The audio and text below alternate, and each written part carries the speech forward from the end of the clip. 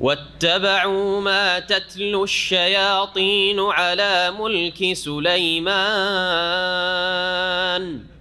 وما كفر سليمان ولكن الشياطين كفروا يعلمون الناس السحر وما أنزل على الملكين ببابل هاروت وماروت وما يعلمان من أحد حتى يقولا إنما نحن فتنة فلا تكفر فيتعلمون منهما ما يفرقون به بين المرء وزوجه وما هم بضارين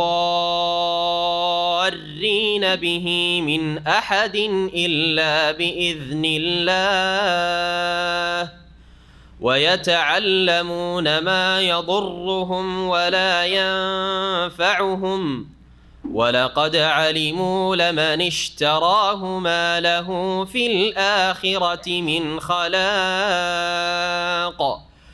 ولبئس ما شروا به أنفسهم لو كانوا يعلمون ولو أنهم آمنوا واتقوا لمثوبة من عند الله خير ولو أنهم آمنوا واتقوا لمثوبة من عند الله خير لو كانوا يعلمون ولو أنهم آمنوا واتقوا لمثوبة من عند الله خير لو كانوا يعلمون يا أيها الذين آمنوا لا تقولوا راعنا وقولوا انظرنا واسمعوا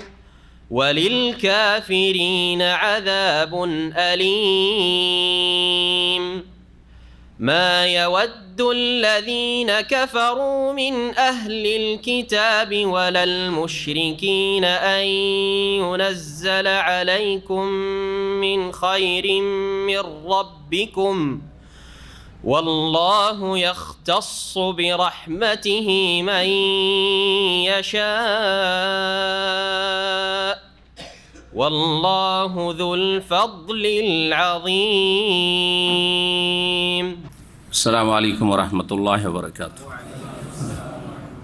بسم الله الرحمن الرحيم الحمد لله رب العالمين والصلاة والسلام على سيد المرسلين نبينا محمد وعلى آله وصحبه أجمعين أما بعد فأعوذ بالله من الشيطان الرجيم واتبعوا ما تتلو الشياطين على ملك سليمان وما كفر سليمان ولكن الشياطين كفروا يعلمون الناس السحر وما أنزل على الملكين ببابل هاروت وماروت وما يعلمان من أحد حتى يقولا إنما نحن فتنة فلا تكفر فيتعلمون منهما ما يفرقون به بين المرء وزوجه وما هم بضارين به من أحد إلا بإذن الله ويتعلمون ما يضرهم ولا ينفعهم ولقد علموا لمن اشتراه ما له في الآخرة من خلاق ولبئس ما شروا به أنفسهم لو كانوا يعلمون. মহান আল্লাহর সমস্ত প্রশংসা যে আল্লাহ রাব্বুল আলামিন তাঁর ওহী নাযিল করেছেন, যে ওহী সমস্ত নবী রাসূলগণের মাধ্যমে আল্লাহ রাব্বুল আলামিন মানব জাতির হেদায়েতের উদ্দেশ্যে নাযিল করেছেন এবং নবী রাসূলরা তা আমানতের সাথে পৌঁছে দিয়েছেন। তাতে কোনো ঘাটতিও করেননি, তাতে কোনো অতিরিক্ত বাড়তিও করেন নাই। আর যারা আম্বিয়া রসুলগণের শত্রু, কাফির, ইহুদ, মুশরিক, মানুষ শয়তান, জিন শয়তান, তারা ওহীর অনুসরণ না করে, ওহীর প্রতি বিশ্বাস না করে তারা কুফরের প্রতি বিশ্বাস করেছে, জাদুর প্রতি বিশ্বাস করেছে। ওহীর অনুসরণ না করে, ওহীর বাস্তবায়ন না করে তারা জাদু শিখেছে এবং জাদুর বাস্তবায়ন করেছে। এ হচ্ছে বদ প্রকৃতির মানুষদের চরিত্র যুগে যুগে। এই চরিত্র প্রাচীন যুগে ইহুদিদের ছিল, আর আজকেও যারা কাফের মুশরিক মুসলিম সমাজের এমন অসৎ লোকেরা যারা স্পষ্ট কুফরিতে লিপ্ত, তারা জাদুর বিভিন্ন কর্মতৎপরতায় লিপ্ত, যার মাধ্যমে মানুষের ক্ষতি সাধন করে, মানুষের কাছ থেকে অবৈধভাবে ধন সম্পদ ভক্ষণ করে। আল্লাহ রাব্বুল আলামিন সূরা বাকারার আয়াত নম্বর 102-3 এই আয়াতগুলিতে জাদু সম্পর্কে আলোচনা করেছেন। এ জাদুর অনুসারী ছিল ইহুদিরা, যারা আজও বা কিয়ামত পর্যন্ত যুগে যুগে জাদুর অনুসারী, জাদুর কাজে লিপ্ত, তারা হচ্ছে ইহুদিদের অনুসারী। ইহুদিরা যেমন কাফের ছিল, তেমনি এরা হচ্ছে কাফের। জাদু করা, জাদু শিক্ষা, জাদুবিদ্যা এবং জাদুর বাস্তবায়ন এসব হচ্ছে বড় কুফরি কাজ, যা ইসলাম থেকে বের করে দেয়, মুসলিম থাকে না। জাদুর মাধ্যমে এক শ্রেণীর লোকেরা অলৌকিক অসাধারণ কিছু দেখায়, আর সেটাকে নিজেকে ধর্মের রং দিয়ে কেরামতি প্রকাশ করার চেষ্টা করে, বলে এগুলি হচ্ছে আমাদের কেরামতি অথবা আমাদের বুজরুগানের দিনের কেরামতি। সেগুলি কেরামতি নয়, সেগুলি হচ্ছে জাদু। জাদু, জি। এই জন্য মনে রাখবেন যে মুজিজা, কারামা বা কেরামত আর জাদুতে পার্থক্য হচ্ছে যে মুজিজা আম্বিয়া রসুলগণকে আল্লাহ অসাধারণ কিছু দিয়ে থাকেন, যা আল্লাহর ক্ষমতায় কুদরতে হয়ে থাকে। নবী রসুলদেরও ক্ষমতা সেখানে থাকে না। অনেক সময় তারা জানেন যে এই অসাধারণ কিছু হবে, অনেক সময় জানেন না যে তারা এই সব হবে। অসাধারণ কিছু আল্লাহ দেখিয়ে থাকেন তার ক্ষমতায়, সেটা নবী রসুলগণের সত্যতা, হক্কানিয়াত প্রমাণ করার জন্য, যে তারা আল্লাহর পক্ষ থেকে সত্য নবী এবং রসুল প্রেরিত। কারামত নবী রসুল ছাড়া, নবী রসুলের নেক উম্মত যারা সৎকর্মশীল, আকীদার ক্ষেত্রে, তাওহীদের ক্ষেত্রে সুন্নাহর অনুসারী, শিরক বিদআতে বিশ্বাসী নয়, আর শিরক বিদআতি আমলে তারা লিপ্ত নয়, এমন সহিহ আকীদার মুসলিম এবং সৎকর্মশীল, ফরজ ওয়াজিব আদায় করে, হারাম নাজায়েজ থেকে বেঁচে থাকে, এইরকম ভালো মানুষের হাতে যদি, তাদের জীবনে যদি অসাধারণ কিছু প্রকাশ পায়, সেটাও আল্লাহর ক্ষমতায়, তারা মোটেই জান। আম্বিয়া রসুলগণ তো যেহেতু তাদের কাছে ওহী আসতো, সেজন্য তারা জানতে কখনো কখনো পারতেন যে এটা একটা মুজিজা হতে যাচ্ছে। কিন্তু যারা ওলি আউলিয়া বা আল্লাহর নেক বান্দা, সহি আকীদার মানুষ, হ্যাঁ, সহি ইবাদত বন্দেগী করেনেওয়ালা এবং হারাম নাজায়েজ থেকে বেঁচে থাকে, ফরজ ওয়াজিবের হেফাজত করে, ওদের মাধ্যমে যেসব অসাধারণ কিছু মাঝে মধ্যে হয়ে থাকে, এটাও সত্য হতে পারে, সে সম্পর্কে তারা জানেনও না, আর তারা কোনো ক্ষমতাও রাখেন না, আর তাদের কাছে কোনো ফ্যাক্টরিও নেই যে যখন তখন কেরামতি দেখাবে। যেমন কেরামতি ছড়াছড়ি বিশেষ করে ভারত, বাংলাদেশ, পাকিস্তানে রয়েছে। এগুলি কেরামতি নয়, এগুলি ভেলকিবাজি, এগুলি হচ্ছে জাদু কর্মতৎপরতা। কারণ তাদের আকীদাতেই গড়বড় রয়েছে, আকীদায় শিরক আর বিদআতে ভর্তি রয়েছে, বহু হারামে লিপ্ত রয়েছে, সেহের জাদু টোনা করে, অসাধারণ কিছু দেখায়, আর মানুষকে ধোঁকা দেয় যে এগুলি হচ্ছে আমাদের আর আমাদের বুজুর্গানের দিনের কেরামতি। 3 নম্বর যেটা, মুসলিম সমাজের অসৎ লোকেরা অথবা অমুসলিম সমাজের অসৎ লোকেরা, যারা কাফের, মুশরিক অথবা শিরকি কুফরি কাজ করে। অসৎ ব্যক্তি বিভিন্ন হারামে লিপ্ত থাকে, পাপে লিপ্ত থাকে, বিভিন্ন হারাম অবৈধ পন্থায় নোংরামি করে কিছু কর্মকাণ্ড করে, যেগুলির মাধ্যমে অসাধারণ কিছু দেখায়, সেটা হচ্ছে অসাধারণ।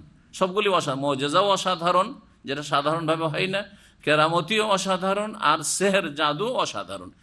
কিন্তু পার্থক্য হচ্ছে, কি বললাম, যে মুজিজা নবী রাসূলগণ থেকে প্রকাশ পায় আল্লাহর ইচ্ছায়, কারামত সৎ লোকদের থেকে প্রকাশ পায় আল্লাহর ইচ্ছায়, তাদের কোনো ক্ষমতা থাকে না, তাদের জানাও থাকে না।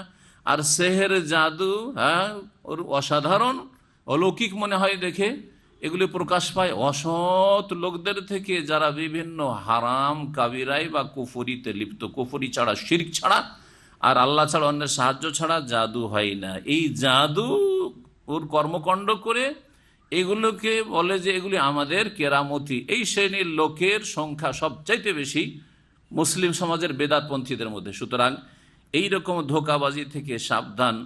আর আজকের তাফসীর আমাদের শুরু হচ্ছে এই বিষয়টি নিয়ে আয়াত নম্বর 102 থেকে। তার আগে আল্লাহ রাব্বুল আলামিন কি বলেছেন আগের সাথে সম্পর্ক রয়েছে। আগের 3টি আয়াতে মহান আল্লাহ প্রিয় নবী মুহাম্মদ রাসূলুল্লাহ সাল্লাল্লাহু আলাইহি ওয়াসাল্লামকে সম্বোধন করে বলছেন যে হে নবী, নিশ্চয়ই তোমার কাছে আমি সুস্পষ্ট আয়াত নাযিল করেছি কোরআনে কারীমের, আর সেগুলি একমাত্র সত্যত্যাগী অবাধ্যরা ফাসেক ছাড়া, পাপিষ্ট ছাড়া কেউ উপেক্ষা করতে পারে না। যদি ভালো মানুষ হয় তো অবশ্যই কোরআনে কারীমের আয়াত বিধিবিধান মেনে নেবে। যারা অস্বীকার করে তারা অসৎ, পাপিষ্ট, ফাসেক। বড় ফাসেক হচ্ছে কাফেররা, আর ছোট ফাসেক হচ্ছে অবাধ্য, নাফরমান কিন্তু নামেতে মুসলিম। তারপর আল্লাহ রাব্বুল আলামিন বলছেন যে ইহুদিদের কথা বিশেষ করে, কারণ যারা অবাধ্য হয়েছে কোরআনে কারীমের তাদের মধ্যে সবচেয়ে বড় অবাধ্য হচ্ছে ইহুদি জাতি। তাদের মাত্র কয়েকজন ছাড়া কেউ ইসলাম গ্রহণ করে নবী করিম সাল্লাল্লাহু আলাইহি ওয়াসাল্লামের হাতে, অথচ তাদের বড় একটা সংখ্যা ছিল মদিনায়। আর মদিনায় একটা ইসলামিক পরিবেশ ছিল, আওস এবং খাজরাজরা সব প্রায় মুসলিম হয়ে গেছে। এইরকম অনুকূল অবস্থা, এমন নয় যে অবস্থা খুব উল্টো দিকে ছিল সেই জন্য ইসলাম কবুল করায় জটিলতা ছিল না, ইসলাম কবুল করা, ইসলাম গ্রহণটাই সহজ ছিল।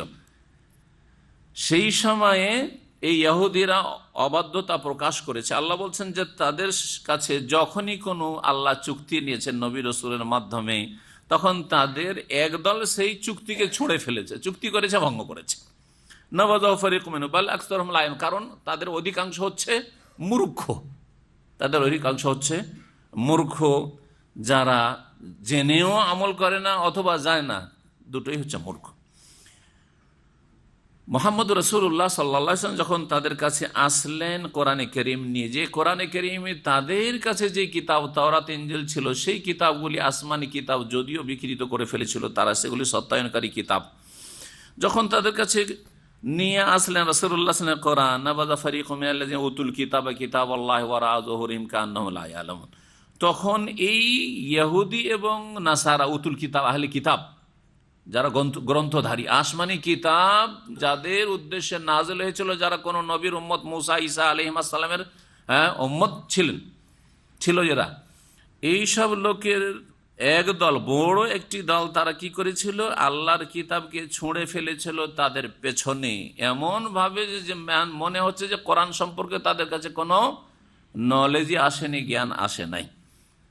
তাহলে যে কথাটা বলতে চাইছেন আল্লাহ এই 3টি আয়াত, সেটা হচ্ছে যে তাদের জন্য কোরআনে কারীম আল্লাহ সুস্পষ্ট আয়াত নাযিল করেছিলেন, শেষ নবীকে পাঠিয়েছেন।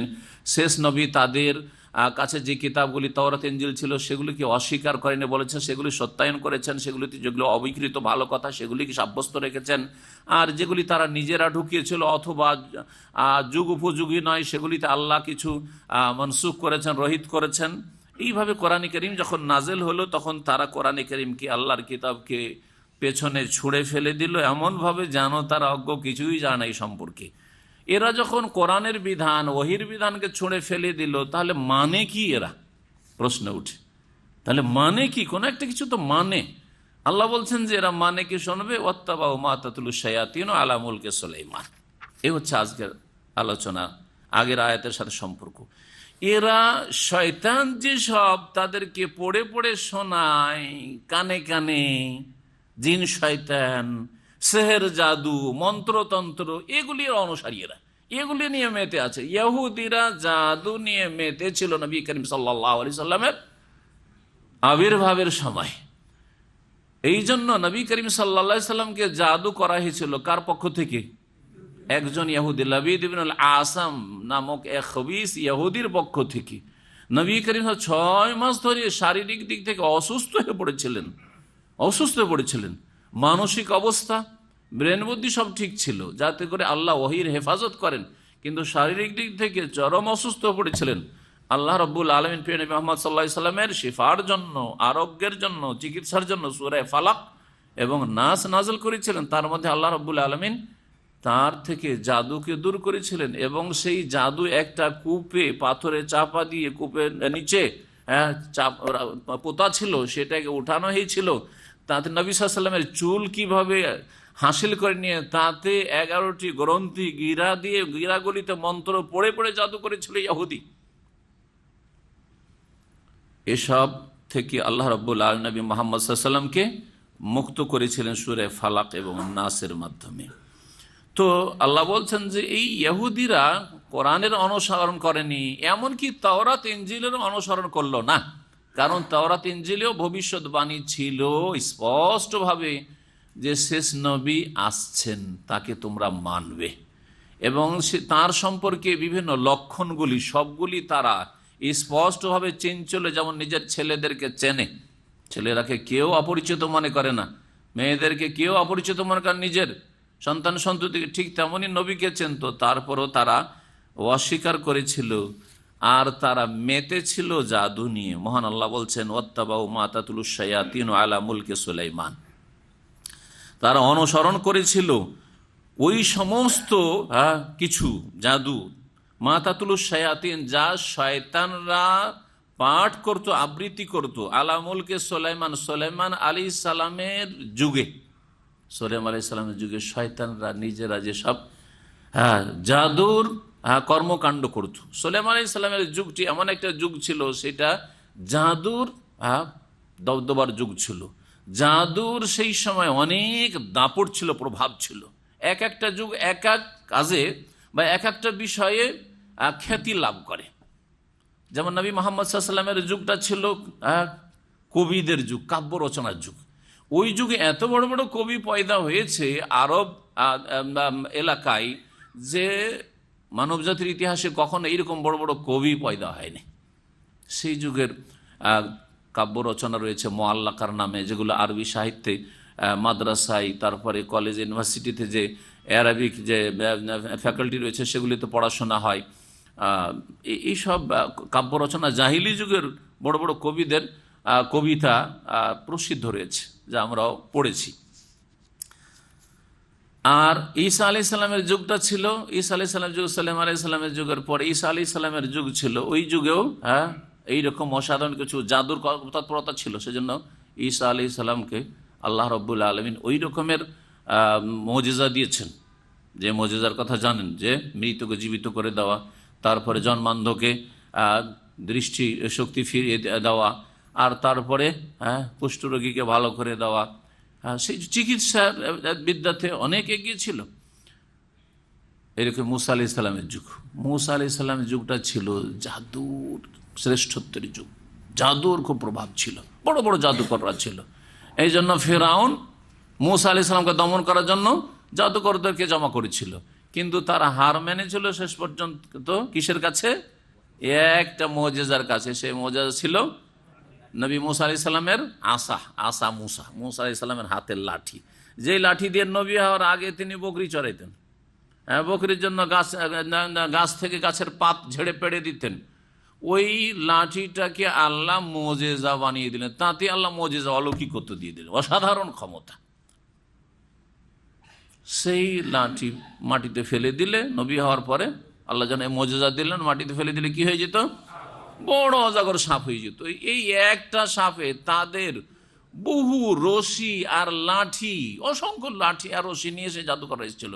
সবগুলিকে গোটা মাঠে হাজার হাজার তাদের সাপ, জাদুর সাপ, রশি আর লাঠিগুলি জাদুকরদের সব সাপ হয়েছে। সেগুলি সবগুলিকে ফাইজাহা তালকাফু মা ইয়াফিকুন, যে মিথ্যা রচনা করেছিল, অর্থাৎ যে জাদু দেখিয়েছিল, সবগুলিকে গিলে ফেলে দিল এই একটা মুজিজাতে। মুজিজার সামনে জাদু টিকতে পারে না। তো সুলাইমান আলাইহিস সালামের যুগে জাদুর খুব চর্চা ছিল, কিন্তু সুলাইমান আলাইহিস সালামের জাদুর সাথে কোনো সম্পর্ক ছিল না।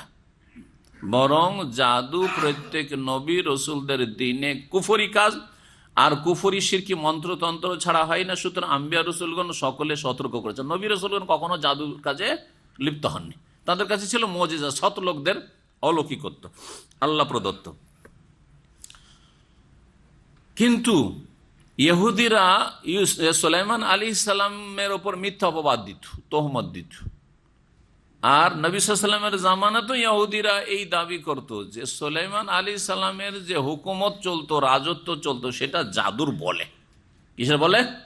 জাদুর বলে। সুলাইমান আলাইহিস সালাম যে পাখি জগতে রাজত্ব করে, আর পশুর ভাষা বুঝে, আর তারপরে সকালবেলা 6 মাসের রাস্তা ভ্রমণ করে, গদু 1 মাসের রাস্তা, গদু শাহরুন ও রাওয়াহ শাহরুন, সকালবেলা 1 মাসের রাস্তা, 1 মাসের রাস্তা সফর, বাইতুল মুকাদ্দাস থেকে একবার ইয়ামান পর্যন্ত 1 মাস ভ্রমণ করতে চলে এসে।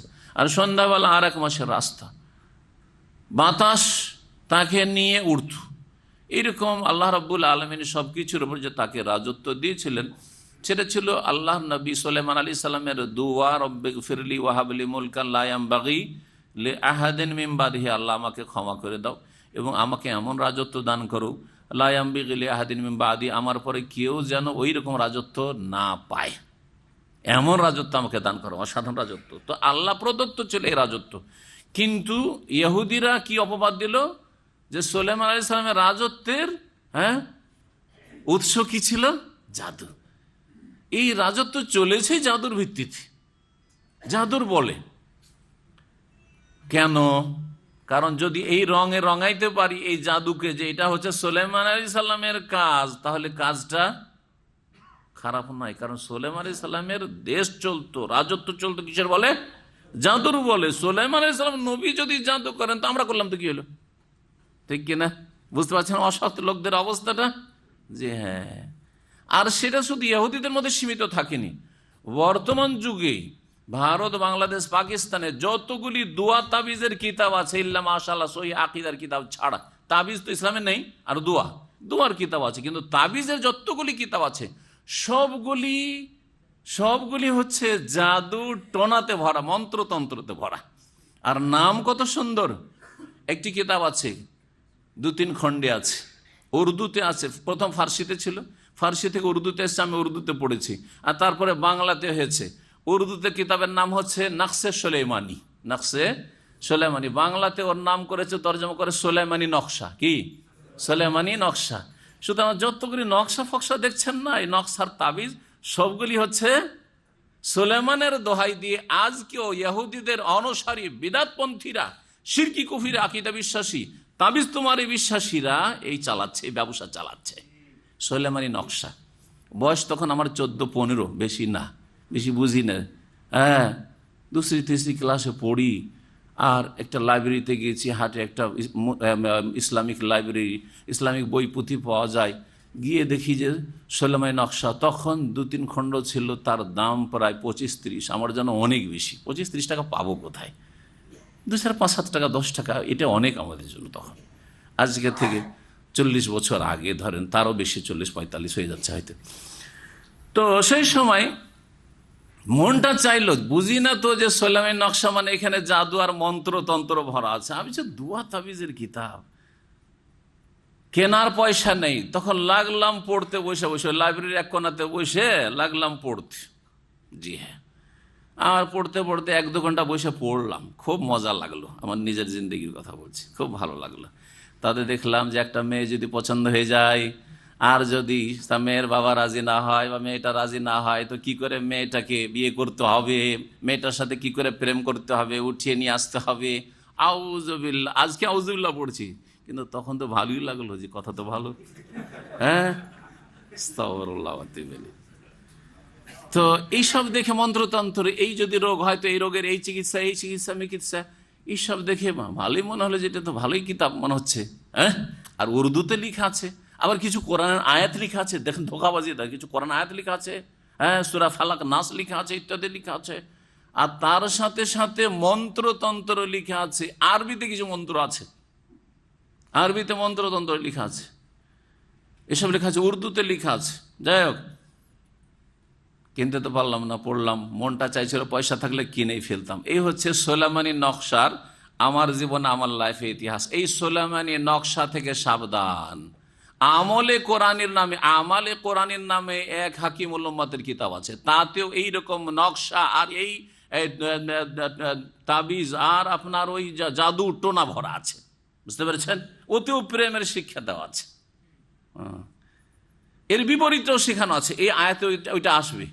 যেমন স্বামী স্ত্রীতে বিয়ে করে নিয়ে এসছে, মিল মোহাব্বত হয় না, প্রেম কেমন করে সৃষ্টি করতে হবে, বলছে এইটা তো আর খারাপ না, কারণ বিয়ে করেছে, ওকে ভালোবাসে না, স্বামী স্ত্রীকে ভালোবাসে না, স্ত্রী স্বামীকে ভালোবাসে না, প্রেম কেমন করে পয়দা করতে হবে, এই তদবির শেখানো হয়েছে এই জাদুতে।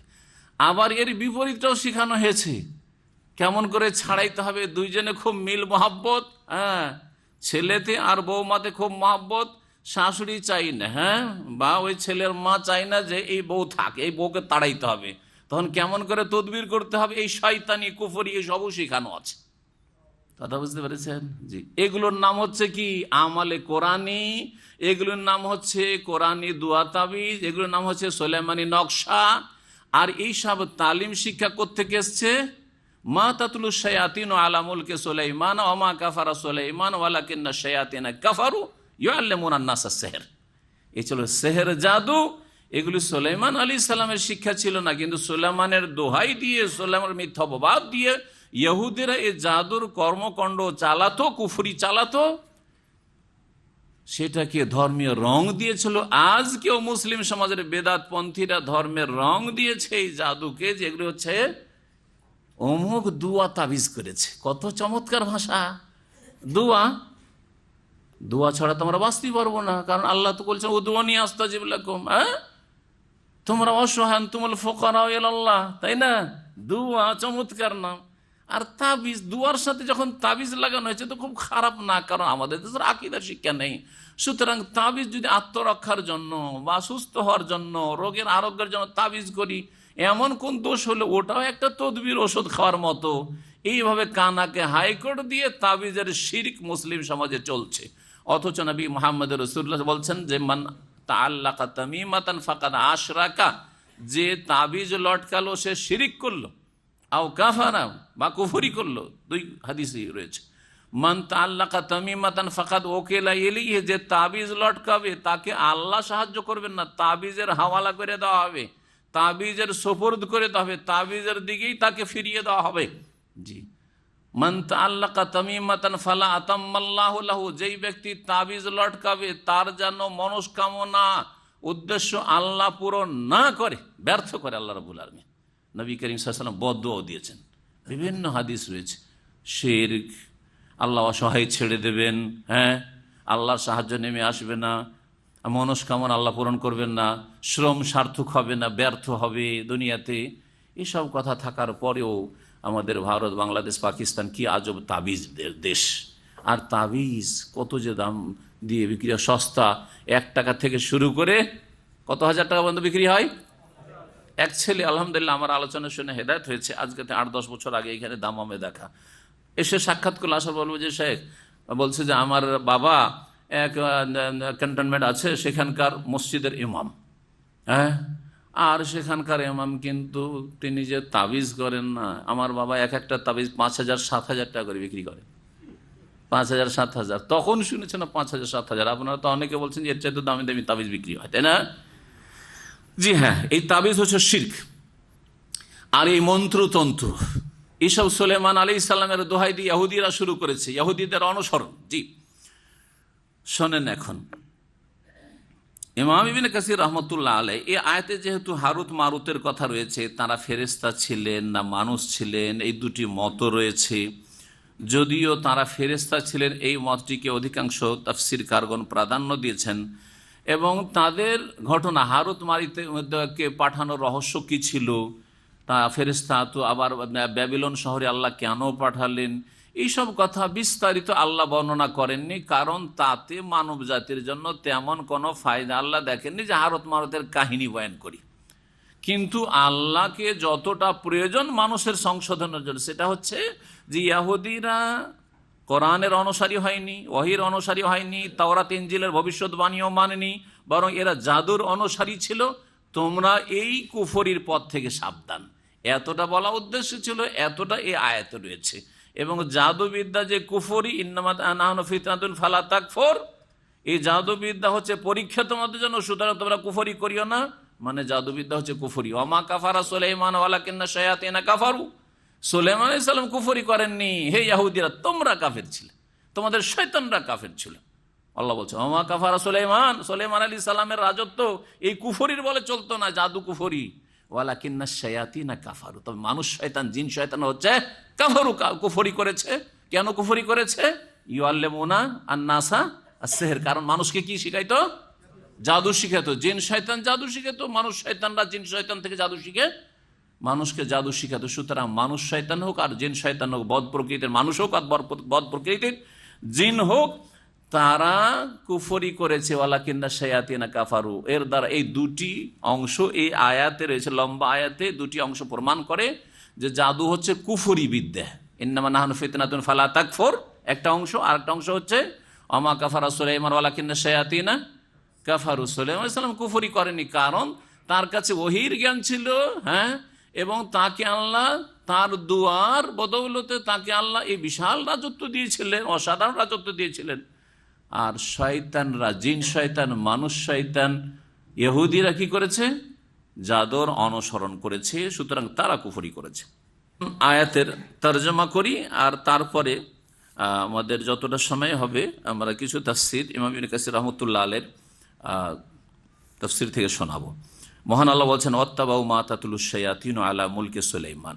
এই ইহুদিরা অনুসরণ করেছিল ওই সমস্ত কিছুর, মা তাতলু শায়াতিন, যা শয়তানরা আবৃত্তি করত, পাঠ করত, আলা মুলকি সুলাইমান, সুলাইমান আলাইহিস সালামের আমলে।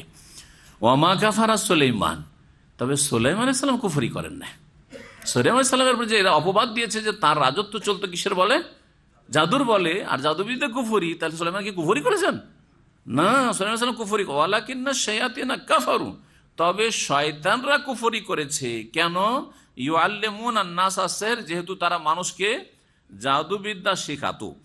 ওমা উনজিলা আলাল মালাকাইনি বিবাবিল হারুত ওয়া মারুত, আর ওমা উনজিলা আলাল মালাকাইন, আর যা কিছু অবতীর্ণ করা হয়েছিল। মা, এই মাটা কি? এই নিয়ে দুটি মত রয়েছে। একটি মত হচ্ছে মা হচ্ছে নাফিয়া, নায়ের অর্থ বহন করে, নেতিবাচক, ওটা অর্থ করব। আর আরেকটা হচ্ছে মা হচ্ছে মৌসুলা, আর যা কিছু, আল্লাযী। ওমা উনজিলা আলাল মালাকাইন, আর যা কিছু নাজিল করা হয়েছিল দুই ফেরেশতার ওপর ব্যাবিলন শহরে, অর্থাৎ যেটাকে আরবিতে বাবেল বলা হয়, ইরাকের একটি প্রসিদ্ধ শহর। এই ব্যাবিলন শহরে হারুত মারুত দুই ফেরেশতার ওপর যা কিছু নাজিল করা হয়েছিল তার অনুসরণ করা হয়েছিল। হারুত মারুত ফেরেশতাকে আল্লাহ রাব্বুল আলামিন এই আয়াতে যদি মা মানে যা কিছু এই অর্থ করি, তাহলে এই হারুত মারুত দুই ফেরেশতা ছিলেন। আর দুই ফেরেশতাকে আল্লাহ রাব্বুল পরীক্ষা, মানব জাতির ওই যুগে পরীক্ষা স্বরূপ এই ব্যাবিলন শহরে নামিয়ে দিয়েছিলেন মানুষের রূপ দিয়ে, এবং তাদেরকে জাদুবিদ্যা শিখিয়ে দিয়েছিলেন। আল্লাহ রাব্বুল আলামিন জাদুবিদ্যার জ্ঞান দিয়েছিলেন। তারা মানুষের কাছে এসে তখন বলতো যে দেখো, আমাদের কাছে একটা বিদ্যা আছে, কিন্তু তোমরা শিখিও না, প্রয়োগ করিও না, না হলে কাফের হয়ে যাবে। কিন্তু ইহুদিরা এত বেশি দুনিয়ামুখী ছিল আর এত লোভী ছিল যে জাদু দিয়ে যখন এই কাজ হয়, এই কাজ হয়, এই কাজ হয়। একটু আগে বললাম না যে সুলাইমানের নকশা পড়ে এত মজা লাগলো, তার মানে দুনিয়ার লোভ, এই বেনিফিট, এই বেনিফিট, এই লাভ আছে, এই লাভ আছে আমার। হ্যাঁ, কোরআনে নকশা, এই যে কোরআনে বেদাতীদের কোরআনের তরজমাগুলিতে নকশা আছে না? সূরা বাকারার নকশা, সূরা ফাতিহার নকশা, সূরা মরিয়মের নকশা আছে না? নেই? এই নকশা, এগুলো ওই জাদুবিদ্যারই একটা অংশ, মন্ত্রতন্ত্র। এগুলি কোরআনের আমরা অক্ষরের সংখ্যা বের করেছি, এই অধিকার কে দিল? এগুলি ইহুদিদের থেকে এসছে, ইহুদিদের কাছ থেকে শিখেছে এই ইরানি পার্সিয়ানরা। আর পারস্য দেশ থেকে এই অঙ্ক, আবজাদের অঙ্ক বের করে, কোরআনের অঙ্ক বের করা, সূরার অঙ্ক বের করা গেছে। এই আরবরা এই আবজাদ হাওয়াজ হুত্তির নম্বরই জানতো না। এই আরবদের বিদ্যা এটা নয়, এটা হচ্ছে পার্সিয়ানদের বিদ্যা। এইটা ভারত, বাংলাদেশ, পাকিস্তানে গিয়েছে, যা তারপরে প্রত্যেকটা সূরা একটা করে নকশা তৈরি করে দেওয়া হয়েছে। আর বিসমিল্লাহির রহমানির রহিম অঙ্ক বের করা হয়েছে কত? 786। গাড়িতে লেখা চলে, বাড়িতে লেখা চলে, হ্যাঁ, আর চিঠিতে লেখা চলে। 786 লিখবে না, এলাই ভরসা। আগে আমাদের বাপ দাদারা, হ্যাঁ, আত্মীয় স্বজনদের চিঠিপত্র দেখেছেন, এলাহি ভরসা, বিসমিল্লাহির রহমানির রহিম লিখবে না, বিসমিল্লাহির রহমানির রহিম লিখবে না। অথচ 1400 বছর আগে নবী মুহাম্মদ সাল্লাল্লাহু আলাইহি সাল্লাম কি লিখছেন? বিসমিল্লাহ। তার আগে সুলাইমান আলাইহিস সালাম বিলকিসকে চিঠি লিখছেন, ইন্নাহু মিন সুলাইমান ওয়া ইন্নাহু, এলাহি ভরসা না, ওয়া ইন্নাহু 786, হ্যাঁ, ইন্নাহু মিন সুলাইমান ওয়া ইন্নাহু বিসমিল্লাহির রহমানির রহিম আল্লাহ তাআলু আলাইয়া ওয়া আতুনি মুসলিমিন। এই চিঠি হচ্ছে সুলাইমান আলাইহিস সালামের পক্ষ থেকে। ওয়া ইন্নাহু বিসমিল্লাহির রহমানির রহিম, আর এই চিঠি শুরু করছি বিসমিল্লাহির রহমানির দিয়ে শুরু করছি সেই আল্লাহর নামে যিনি পরম করুণাময় বড় দয়ালু। এই বলি আল্লাহ তাআলা আলাই, আমার সামনে অহংকার করিও না। ওয়া তুনি মুসলিমিন, আর আমার কাছে মুসলিম হয়ে হাজির হও। কাকে চিঠি লিখেছিলেন? বিলকিস রানীকে, ইয়ামান দেশের রানীকে চিঠি লিখেছেন নবী সুলাইমান আলাইহিস সালাম। তাহলে ইসলাম ওয়াহিদ শিক্ষা বিসমিল্লাহির রহমানির রহিম, এর বিরোধিতা করেছে মক্কার মুশরিকরা। জি, যখন হুদায়বিয়ার সন্ধি হলো, নবী সাল্লাল্লাহু আলাইহি ওয়াসাল্লাম সন্ধি শুরু করলেন বিসমিল্লাহির রহমানির রহিম দিয়ে। মক্কার মুশরিকরা বাধা দিল, বলছে রহমানির রহিম আমরা মানি না, তাহলে কি লিখতে হবে? বলছে বিসমিকা আল্লাহুম্মা লিখো। বিসমিকা আল্লাহকে মানি কিন্তু রহমান মানি না, বিসমিকা আল্লাহুম্মা লিখো। দেখেন বিসমিল্লাহর বিরোধিতা করেছে মক্কার মুশরিকরা। বুঝা গেছে কিনা? নবী মুহাম্মদ সাল্লাল্লাহু আলাইহি ওয়াসাল্লাম যখন রাজা বাদশাদের চিঠি লিখলেন, তখন বিসমিল্লাহির রহমানির রহিম দিয়ে চিঠি লিখেছেন। আর আমাদের সমাজের চিঠি এলাহি ভরসা, যদি ভালো হয় তাহলে এলাহি ভরসা, আর না হলে 786। আচ্ছা 786 যদি চিঠিতে লেখা যায়, আর গাড়িতে বাড়িতেও লেখা যায়, তাবারকের জন্য লেখা যায়, তো খাওয়ার শুরুখানে যদি বলি 786 চলবে না? চলবে না কেন? চলবে না? হাসছেন কেন? আপনাদের মুরব্বীরা তো 786 শিখিয়েছে। ওদের বলেন যদি 786 বিসমিল্লাহর বিকল্প হয়, তো যাবতীয় ক্ষেত্রে বিকল্প, সব জায়গায় বিকল্প। হ্যাঁ, বিবির কাছে যাবেন বিসমিল্লাহ আল্লাহ জান্নাবিনা শয়তানা করার দরকার কি? 786 ইয়া আল্লাহ, হ্যাঁ 786। এইরকম যে কোনো ক্ষেত্রে বিসমিল্লাহ বলা আছে, ওখানে কি করবেন? 786। ওযুর শুরুতে 786। হ্যাঁ, সূরা ফাতিহার আগে বিসমিল্লাহ বলার দরকার কি? 786। আরবিতে শিখে নেবেন, আরবিতে অঙ্ক শিখেই গেছেন, 786 তো বলতেই পারবেন। 786 টাকা বেতন হলে বলবেন না কফিলকে যে এত টাকা পাবো তোর কাছে? তো শিখেই তো গেছেন দুনিয়ার গরজে, দিনের গরজে ইসলাম আর কোরআন শিখেন, আর না শিখেন দুনিয়ার বেতনের গরজে, তো কিছু সংখ্যা শিখেই গেছেন। 786। লা হাওলা ওয়ালা কুওয়াতা ইল্লা বিল্লাহ। ওমা উনজিলা আলাল মালাকাইনি বিবাবিল হারুত ওয়া মারুত, আর যা কিছু নাজিল করা হয়েছিল দুই ফেরেশতার উপর বাবেল শহরে, ব্যাবিলন শহরে, দুই ফেরেশতা হচ্ছে হারুত ও মারুত। ওমা ইউআল্লিমান মিন আহাদিন, এই দুই ফেরেশতা কাউকে কোনো কিছু শিখাতেন না।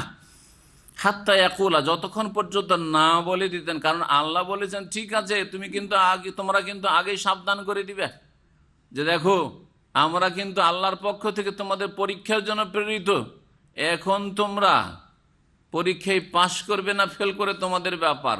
জাদুতে ফায়দা আছে, এই আছে সেই আছে, কিন্তু কুফরি সাবধান।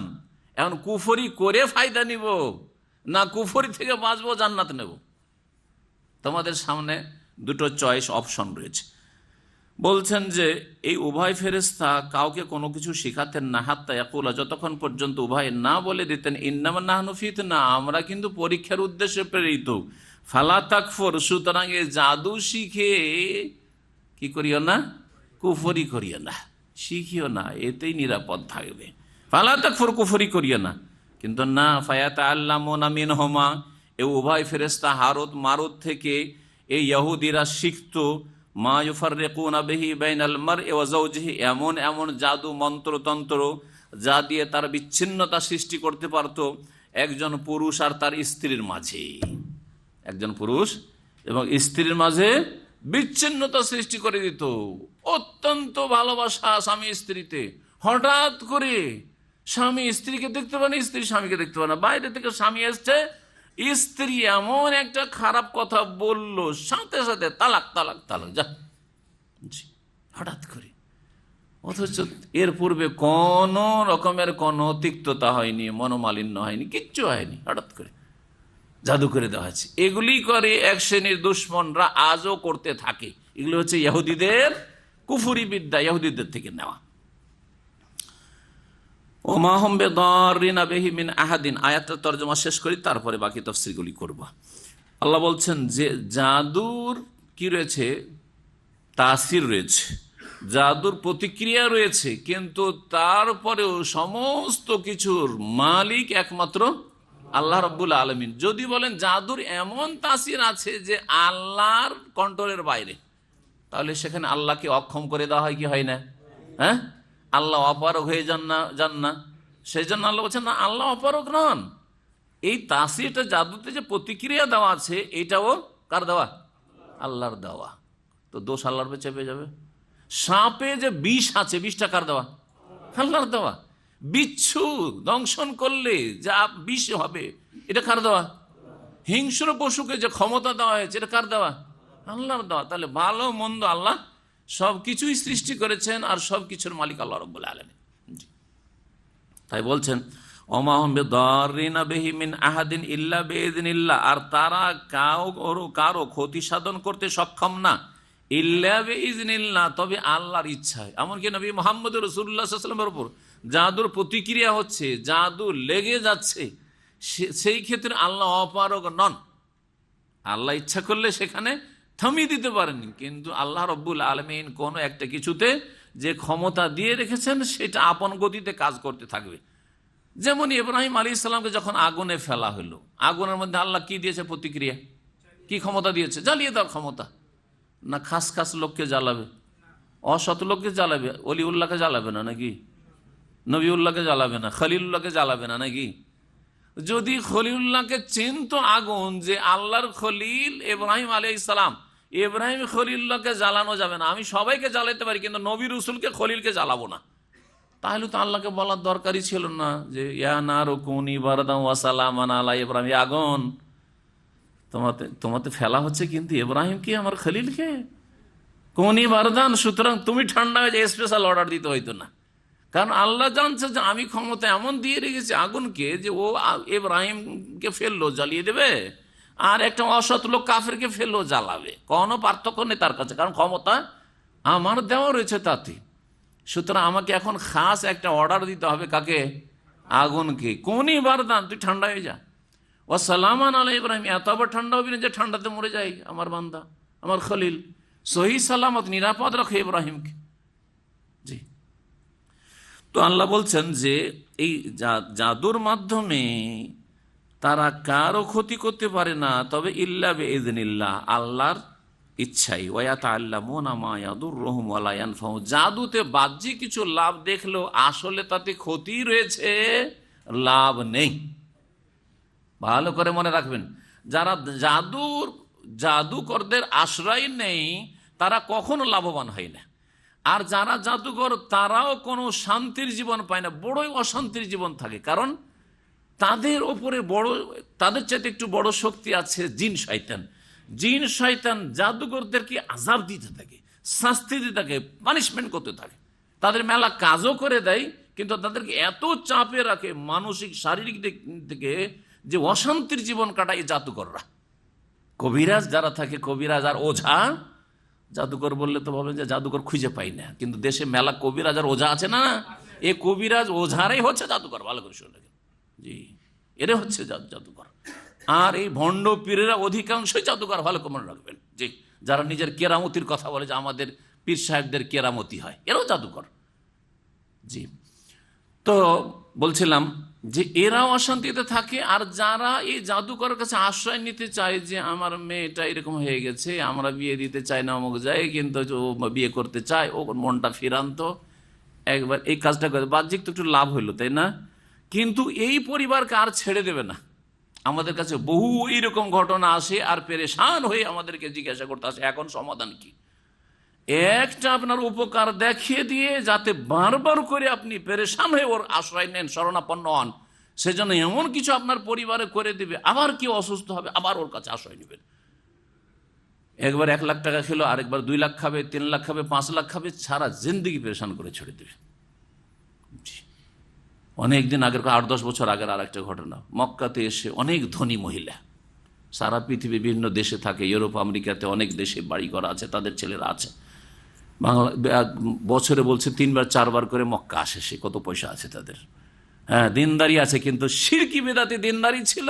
আমাদের আলোচনা করি শোনার আগে, ওই যে জাদুঘর সাহেরের আশ্রয় নিয়েছে, এমন পেরেশান করে ছেড়েছে যে একটা রোগ ভালো করে আর এক রোগ চাপিয়ে দেয়, আর এক বালা মুসিবত চাপিয়ে দেয়। পেরেশানিতে এমন পেরেশান ছিল, সুবহানাল্লাহ সুবহানাল্লাহ। তো এইভাবে পেরেশান হয় কারা? যারা জাদুঘরের কাছে আশ্রয় নিতে চায়, অর্থাৎ জাদু করাতে যায় যে আমার একটা কিছু তদবির করে দেন, তারাও পেরেশান থাকে সারা জীবন। আর এই জাদুঘরদের উপর আল্লাহর আযাব রয়েছে, তাদেরকে জিন শয়তানরা পেরেশান করতে থাকে। তো আল্লাহ তাই বলছেন যে ওয়ায়াতাআল্লামুনা মা ইয়াদুররুহুম, তারা শিখে এই জাদুবিদ্যা, এমন এক বিদ্যা মা ইয়াদুররুহুম, যা তাদের ক্ষতি সাধনই করে, ওয়ালা ইয়ানফাহুম, তাদের উপকার করে না। আর নবী মুহাম্মদ সাল্লাল্লাহু আলাইহি ওয়াসাল্লাম কোন ইলম শিখতে বলেছেন, কোন ইলম চাইতে বলেছেন? আল্লাহুম্মা ইন্নী আসআলুকা ইলমান নাফি, আল্লাহ আমাদেরকে উপকারী বিদ্যা দান করো, এমন বিদ্যা দান করো যা হচ্ছে উপকারী। সাময়িক মনে হলে একটু আমার উপকার হয়ে গেল, কিন্তু আপনাকে এর চাইতে বড় বিপদে যে ফাঁসিয়ে দিল, এটা আপনাদের উপকারী নয়। ওয়ালাকাদ আলেমু, আর নিশ্চয়ই নিঃসন্দেহে তারা জানে, এই ইহুদিরা, লামানিশতারাহু, বা জাদুকররা জানে, লামানিশতারাহু, যে তারা যা কিছু ক্রয় করেছে। কি ক্রয় করেছে? এই জাদুবিদ্যা। জাদুবিদ্যা যে তারা গ্রহণ করেছে, ক্রয় করেছে মানে তারা চয়েস করেছে, এর পরিণাম কি? মালাহু ফিল আখিরাতি মিন খালাক, এই জাদুর কারণে আখিরাতে, পরকালে তাদের জান্নাতে, সুখ শান্তিতে কোনো অংশ নেই। অর্থাৎ জাদুকর চিরকাল জাহান্নামে থাকবে, যেহেতু সে বড় কাফের। এইরকমই জাদু যারা করবে করাবে, তারাও যারা করবে করাবে। অনেকে নিজে জাদু বিদ্যা জানে না, কিন্তু জাদুকরের কাছে গেল তো বলছে অমুক আমার সাথে খুব দুশ্মনী তার, ওকে একটা বান মেরে দেন তো। হ্যাঁ, মা লাহু ফিল আখিরাতি মিন খালাক, আখিরাতে কোনো অংশ নেই জান্নাতে, যতই নামাজ রোজা হজ যাকাত করনেওয়ালা হন না কিনা। কিন্তু আপনি আপনার ঈমান ইসলাম ভঙ্গ করলেন এই কুফরি কর্মকাণ্ডের মাধ্যমে। মা লাহু ফিল আখিরাতি মিন খালাক ওয়ালা বিসা মা শারাউ বিহি আনফুসাহুম, আর বড়ই নিকৃষ্ট, বড়ই জঘন্য অবশ্যই মা শারাউ বিহি আনফুসাহুম, যার বিনিময়ে নিজেকে তারা বিক্রয় করে দিয়েছে। এই জাদুবিদ্যা বড়ই নিকৃষ্ট। মা শারাউ বিহি আনফুসাহুম, যার বিনিময়ে নিজেকে বিক্রি করে দিয়েছে, অর্থাৎ নিজেকে জাহান্নামে ফেলে দিল, আর এদিকে জাদুবিদ্যাতে ব্যস্ত হয়ে গেল।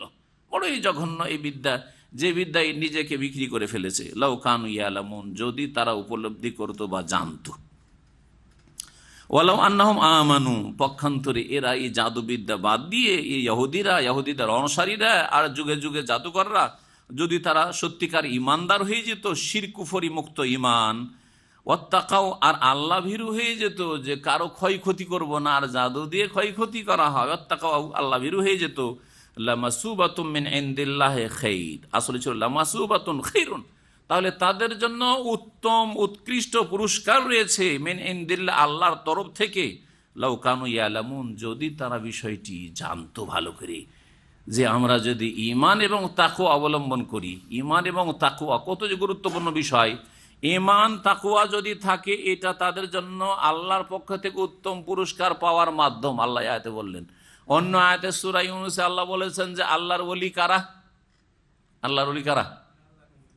হ্যাঁ বলেন, আল্লাযীনা আমানু ওয়া কানু ইয়াত্তাকুন, আলা ইন্না আউলিয়া আল্লাহি লা খাউফুন আলাইহিম ওয়া লা হুম ইয়াহজানুন, আল্লাযীনা আমানু ওয়া কানু ইয়াত্তাকুন, আল্লাহর বন্ধু তাদের কোনো কি নেই, লা খাউফুন আলাইহিম, তাদের কোনো ভয় নেই। তাদের ভয় নেই না, তাদের ভক্তদের ভয় নেই। কোরআনে আছে যে ওলির যদি মুরিদ হয়ে যাও, লা খাউফ আলাল মুরিদিন, আছে নাকি? হ্যাঁ, আর তারপরে যারা মুরিদ বানায় তারা আবার আউলিয়াউল্লাহ হইল নাকি? তাদের ঈমান শিরক মুক্ত নাকি? তাদের ঈমান কি বিদাত মুক্ত নাকি? হ্যাঁ, তাদের কি তাকওয়া আছে নাকি? না, দুনিয়ার মধ্যে সবচেয়ে বেশি পয়সাওয়ালা এরাই যারা মুরিদ বানায়।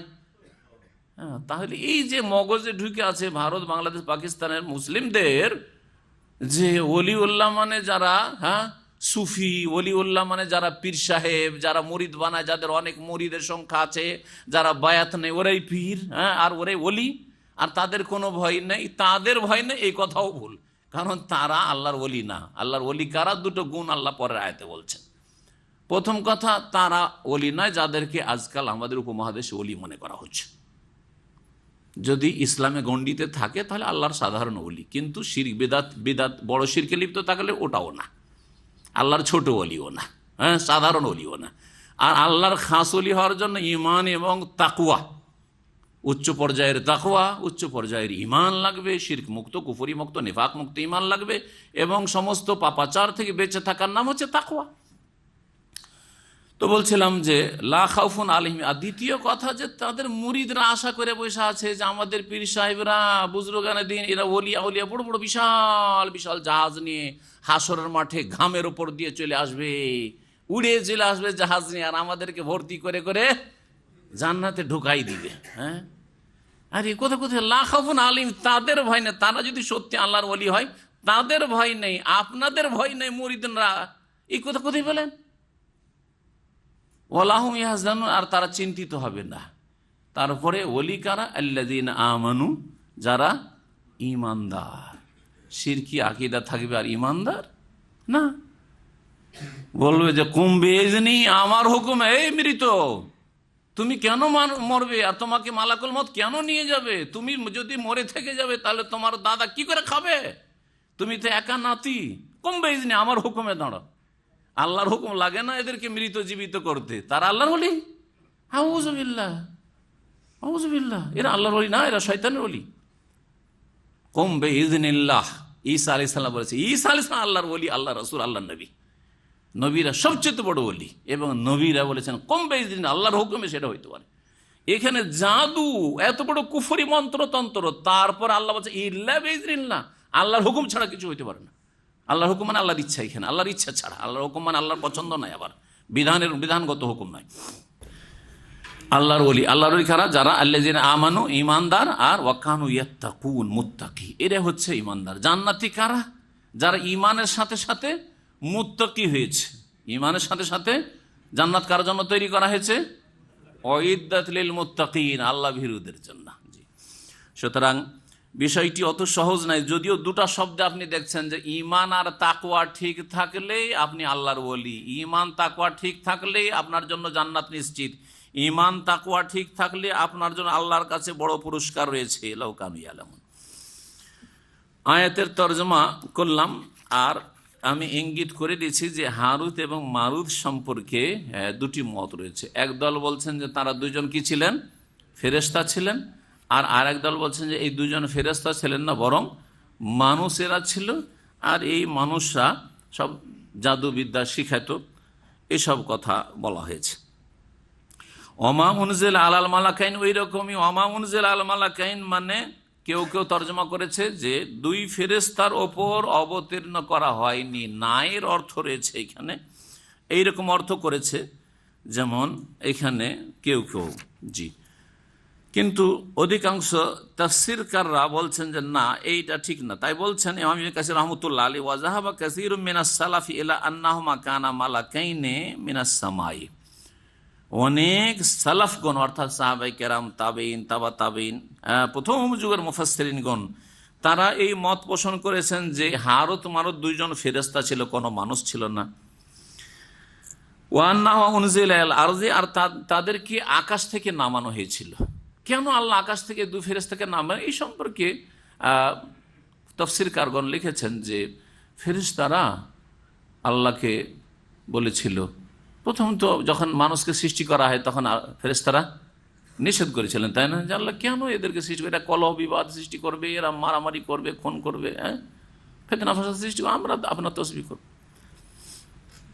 তারপরে ফেরেশতারা আল্লাহকে বলেছে, হে আল্লাহ, আমরা মানুষের মতো হইতাম না, এই মানুষ এত পাপ করছে, এত শিরক করছে, কুফরি করছে, আর এত খুন করছে, আর এত ব্যভিচার করছে, গুনার কাজ করছে, আমরা ওই রকম হইতাম না, আমরা মানুষের মতো কখনো হইতাম না।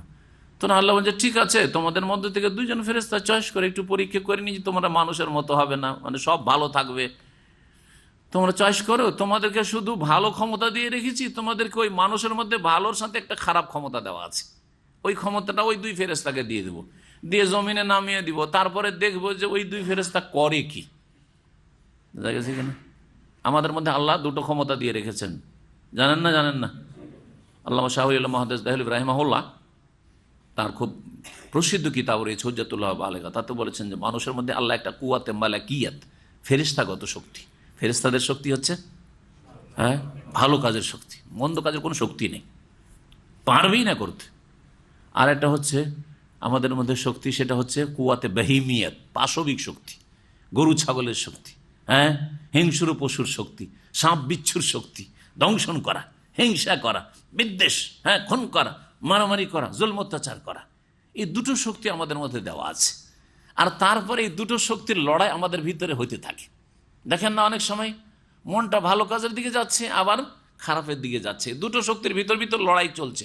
লড়াই চলতে চলতে যা যা যে ভালোর চেষ্টা করে, ভালোটাকে বৃদ্ধি করার চেষ্টা করে, তার মধ্যে ওই এনার্জি চলে আসে, তখন ভালো কাজটা প্রাধান্য পেয়ে যায়, আর মন্দ শক্তিটা সেখানে কি হয়ে যায়, দমন হয়ে যায় বা কমজোর হয়ে যায়। এর ভিতরে লড়াই চলতে থাকে কিন্তু আমাদের মধ্যে।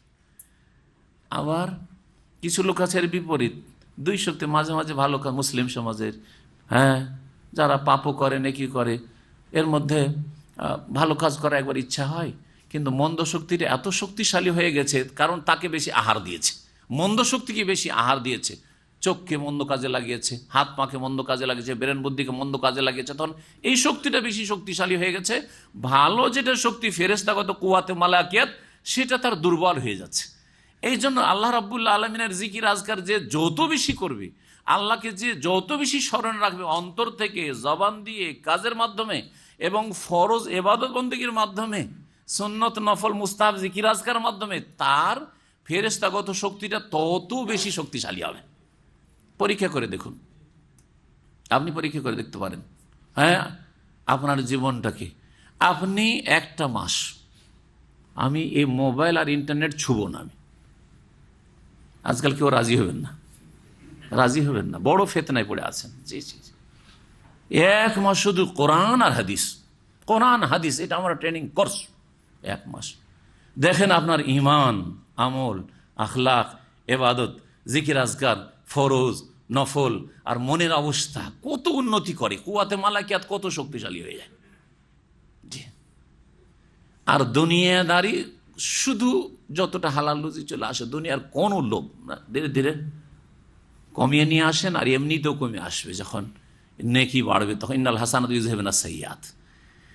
আর আরেকজন লোক এক মাস কি গোটা বছরে 11 মাস কোরআন ছয় না, কোরআন স্পর্শ করেন, হাফেজে কোরআন, 11 মাস কোরআন ছয় না, কিন্তু ডেইলি 6 ঘন্টা 8 ঘন্টা নেট ঠিক আছে তার।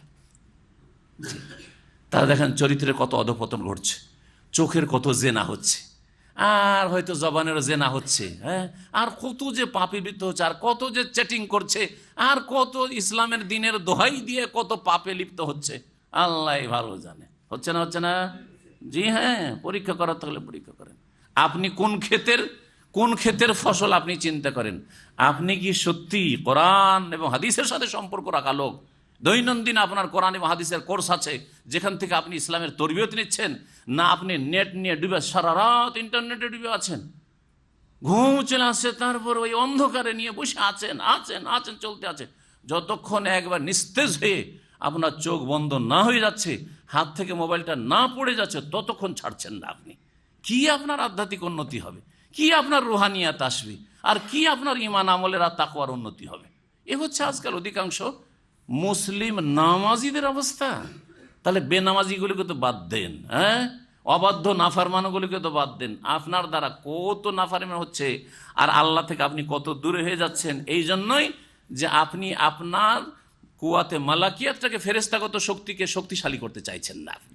আপনি কুওয়াতে বাহিমিয়াত, পাশবিক শক্তি, যৌন চাহিদা, পেটের চাহিদা, টাকার লোভ লালসা, দুনিয়ার স্বার্থের লোভ লালসা, গদির লোভ লালসা, নেতৃত্বের লোভ লালসা, হ্যাঁ, আর দুনিয়ার ভোগবিলাসের সামগ্রীর লোভ লালসা, কোথায় টাকা আছে, কোথায় পয়সা আছে, এই যে সামলাইতে পারছেন না, এগুলো কোত্থেকে তৈরি হচ্ছে? এগুলো কুওয়াতে বাহিমিয়াত থেকে তৈরি হচ্ছে, পাশবিক শক্তি থেকে তৈরি হচ্ছে। এই দুটোর লড়াই আমাদের ভিতরে হইতে থাকে। আল্লাহ প্রত্যেককে দুটো ক্ষমতা ভালো সুন্দর করে দিয়ে দিয়েছেন। ইন্না হাদাইনাহুস সাবিলা, আল্লাহ রাস্তা দেখিয়ে দিয়েছি। ইম্মা শাকেরা শুকরগুজার হইতে হলে কুওয়াতে মালাকিয়াতকে শক্তিশালী করার চেষ্টা করতে হবে, তাকে হার দিতে হবে। ওয়া ইম্মা কাফুরা, আর যদি কুফুরি রাস্তা নাও, তার মানে তুমি কুওয়াতে বাহিমিয়াত, পাশবিক শক্তিকে তুমি শক্তিশালী করেছো। আল্লাহ রাব্বুল আলামিন যেন আমাদেরকে হেদায়েতের পথে রাখেন, ভালো শক্তি আমাদের মাঝে বৃদ্ধি করা তৌফিক দান করেন, এবং খারাপ যে শক্তি রয়েছে বা গুণ রয়েছে, দোষ রয়েছে, সেগুলিকে নির্মূল করা আল্লাহ যেন তৌফিক দান করেন। বলছিলাম যে এই ফেরেশতাকে পাঠিয়ে দেওয়া হলো, ওই দুই হারুত মারুত ফেরেশতার মধ্যে ভালো শক্তি ছিল, তার মধ্যে মানুষের যে পাশবিক শক্তিটা আছে ওইটাও আল্লাহ দিয়ে দিলেন। তার মানে এখন এদের মধ্যে একটা যৌন চাহিদা চলে আসলো, এদের মধ্যে দুনিয়া একটা লোভ লালসা চলে আসলো, দুনিয়া যে একটা বড় একটা স্বার্থের বিষয় এটা চলে আসলো, যেমন মানুষের চরিত্রও এরকম চলে আসলো। আর তাদেরকে আল্লাহ এই জাদুর বিদ্যা শিখিয়ে দিলেন আর বললেন যে জাদু দেখো তোমাকে পাঠাচ্ছি। জাদু লোকেরা শিখতে চাইবে খুব উদ্গ্রীব হয়ে, ওদেরকে আগেই সতর্ক সাবধান করে দিবে যে আমরা কিন্তু তোমাদের পরীক্ষার জন্য প্রেরিত হয়েছি, তোমরা যদি জাদু শিখো তো সামলাইতে পারবে না, একটা জাদু শিখলেই কুফরি করবে, জাদু শিখলেই কুফরি করবে, সাবধান, শিখতে চাও শিখিয়ে দেবো কিন্তু কুফরি করবে, এই পরীক্ষা। আর তারপরে এই দুই ফেরেশতাও অনেক ইসরায়েলি রেওয়ায়ত, এই মর্মে বহু ইসরায়েলি রেওয়ায়ত রয়েছে, তারাও পাপে লিপ্ত হলেন, এসব রেওয়ায়ত রয়েছে, কত দূর সত্য আল্লাহ ভালো জানেন। এখানে এসব কিছু বলা হয়নি, শুধু এতটুকু বলা হয়েছে যে যারা কোরআন সুন্নাহর অনুসরণ করেনি, যারা কোরআন সুন্নাহর অনুসারী হয়নি বা শেষ নবী মুহাম্মদ সাল্লাল্লাহু আলাইহি ওয়াসাল্লাম অনুসারী হয়নি, ইহুদিরা এবং তাওরাতের ভবিষ্যদ্বাণীর অনুসারী হয়নি, তারা জাদুর অনুসরণ করেছিল। আর হারুত মারুতের উপর যা নামানো হয়েছিল, যা দেওয়া হয়েছিল যে বিদ্যা, সেই বিদ্যার অনুসরণ তারা, অর্থাৎ জাদু বিদ্যার তারা অনুসরণ করেছিল। স্বামী স্ত্রীর মাঝে বিচ্ছিন্নতা সৃষ্টি করলে শয়তান সবচেয়ে বেশি আনন্দিত হয়, এই মর্মে সহিহ মুসলিম হাদিস আছে। সুতরাং এই মন্ত্রতন্ত্রের, বিভিন্ন মন্ত্রতন্ত্র জাদু রয়েছে, জাদুর অনেক প্রকরণ রয়েছে। একটা বই আমার অনুবাদকৃত রয়েছে, কোরআনে বা হাদিসের আলোকে জাদুর, কোরআনে বা হাদিসের আলোকে জাদুর চিকিৎসা। এই বইটি অত্যন্ত ভালো, খুব ভালো বই। এতে জাদু প্রায় 8 বা 9 প্রকারের জাদু উল্লেখ করা হয়েছে। তার একটা হচ্ছে প্রেম সৃষ্টি করা আর বিচ্ছিন্নতা সৃষ্টি করা জাদু, প্রেম সৃষ্টি অথবা ভালোবাসা সম্প্রীতি আর বিচ্ছিন্নতা সৃষ্টিকারী জাদু। এই জাদু জাদুকররা করে থাকে। এই সমস্ত জাদুগুলি হয়ে থাকে শয়তানের পক্ষ থেকে। আর শয়তান, এই ইবলিশ শয়তান যে বুড়া, তার সিংহাসন নিয়ে বসে আছে কোনো মহাসাগরে, বিশাল সিংহাসন নিয়ে, আর সারা বিশ্বে অন্যান্য জিন শয়তানদেরকে ছেড়ে দিয়েছে। সবাই গিয়ে রিপোর্ট করে সন্ধ্যাবেলা, কোনো রিপোর্টে খুশি হয় না, কিন্তু স্বামী স্ত্রীতে বিচ্ছিন্নতা সৃষ্টি করে দিলে খুব খুশি হয়। এই মর্মে যে হাদিসটি রয়েছে শোনাই। নবী সাল্লাল্লাহু আলাইহি ওয়াসাল্লাম বলছেন, জাবের রাদিয়াল্লাহু তাআলা আনহু থেকে বর্ণিত, ইন্না শাইতান লা ইয়াদাউ আরশাহু আলাল মা, শয়তান তার সিংহাসন বসিয়ে রেখেছে পানির উপর। আল্লাহ ভালো জানে, হতে পারে আটলান্টিক মহাসাগর আছে। জি হ্যাঁ। সুম্মা ইয়াবাসু সারায়াহু ফিন্নাস, তারপরে তার যে অভিযান বা সেনাবাহিনী রয়েছে, জিন শয়তান, মানুষ শয়তান তো লেগে আছে, জিন শয়তান সবচেয়ে বড় শয়তান। এই মানুষ শয়তান জিন শয়তানকে লাগিয়ে দেয় ফিন্নাস, মানুষকে গোমরা করার জন্য। ফা আকরাবুহুম ইনদাহু মানজিলাতান আযামুহু ইনদাহু ফিতনাতান, এই ইবলিসের কাছে সবচাইতে বেশি সান্নিধ্যকে লাভ করতে পারে, ইবলিসের নিকটবর্তী কি হইতে পারে এই বুড়া ইবলিসের, যে আদম আলাইহিস সালাম কি জান্নাত থেকে বের করেছিল এই ইবলিস, যে আদম আলাইহিস সালামকে সেজদা করতে অস্বীকার করেছিল, এই ইবলিস মরেনি, কিন্তু বুড়া ইবলিস এখনো আছে, থাকবে মানব জাতির পরীক্ষা এবং গোমরা করার জন্য। ছাড় নিয়েছে কিয়ামত পর্যন্ত, আনজেরনি ইলা ইয়াউমি ইউবাসুন, কিয়ামত পর্যন্ত আল্লাহ আমাকে ছাড় দাও, আয়ু দাও, বয়স দাও, আমাকে মারিও না। জি, আল্লাহ ছেড়ে দিয়েছেন, ঠিক আছে, ইন্নাকা মিনাল মুনজারিন। তার কাছে সবচেয়ে বড় মর্যাদা কে পায়, যে বেশি বড় ফিতনায় ফেলতে পারে। ওয়ায়াজিউ আহাদহুম, এই শয়তানরা, জিন শয়তানরা আসে, আসার ফায়াকুলু মাজিলতু বিফুলানিন হাত্তা তারাকতু ওয়া ইয়াকুলু কাযা ওয়া কাযা, আমি অমুক ব্যক্তিকে গোমরা করার জন্য অনেক চেষ্টা করলাম, শেষ পর্যন্ত তাকে এই মিথ্যা কথা বলেলাম, কে বলছে তাকে গীবত করালাম, তাকে হিংসা করালাম, তাকে চুগলখড়ি করালাম, তাকে কুফরি কথা বলেলাম, তাকে শিরক করালাম, ইয়া গাউসে আজম বলেলাম, ইয়া খাজা মাদাদ বলেলাম। হ্যাঁ, শয়তান এগুলো করাচ্ছে। জি, এগুলো ইসলাম নয়, ইয়া খাজা মাদাদ আর ইয়া গাউস মাদাদ। জি, এই শয়তান এগুলো করায়। আর এইরকম বহু কথা বলেলাম, এই করালাম, কাউকে দুজনে মারামারি লাগিয়ে দিয়ে খুন করিয়ে দিলাম, এই মুখকে দিয়ে জেনা করিয়ে দিলাম, এইরকম বহু রিপোর্ট আসতে থাকে তার কাছে।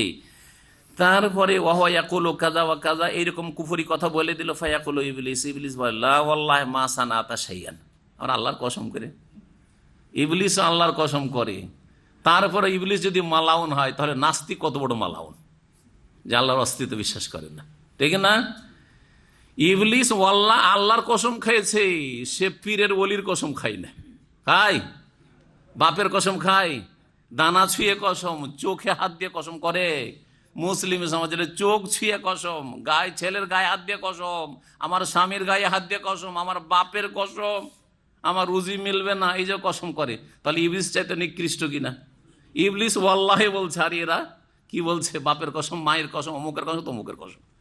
কত অধম এরা। ইবলিস তখন বলে যে লা ওয়াল্লাহি মা সানাতা, কি করেছো তুমি? কিছু করতে পারোনি তুমি। রাজি হয় না ইবলিস, বলছে এতে আমি রাজি না। ওয়াইয়াজি আদম, আরেকজন আসেন বলে মা তারাকতু হাত্তা ফাররাকতু বাইনাহু ওয়া বাইনা আহলি, তার একজনের পরিবারে ঢুকলাম, আর ঢুকার পরে স্বামী স্ত্রীতে দিলাম ঝগড়া বাঁধিয়ে, আর দুইজনে ঝগড়া করতে করতে একেবারে তালাক, আর একেবারে বেদাতীদের তরিকায় একসাথে 3 তালাক, 1-2 নাম কথা নেই, তালাক তালাক তালাক, 3 ছাড়া 3-এর কমে তালাক হয় না।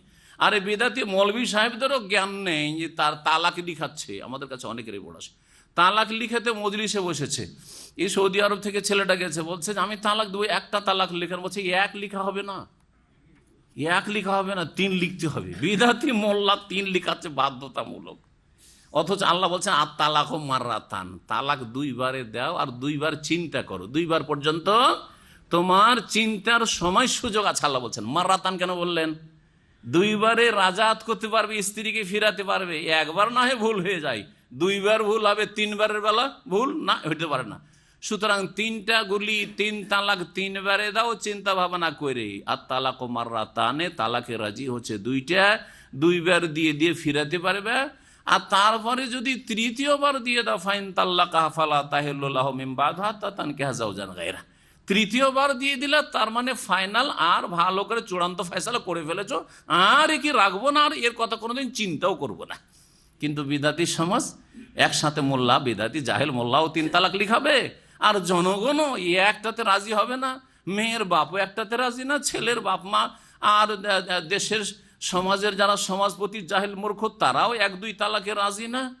একসাথে তোকে 3 তালাক লিখতে হবে। আর এমনকি উকিলও জাহেলের জাহেল অ্যাডভোকেট, সেও 3 তালাক লিখাচ্ছে। কোর্টে গিয়ে তালাক লেখাবেন, ও 3 তালাকই লিখবে, 1 তালাক লিখবেন। অথচ সমস্ত মজহাবে, হানাফি মজহাবে ফিকহ পড়ে দেখেন, শাফি, মালিকি, হাম্বলি, সমস্ত মজহাবে 3 তালাক একসাথে দেওয়া তালাকুন বেদিউন ওয়া মুহাররামুন।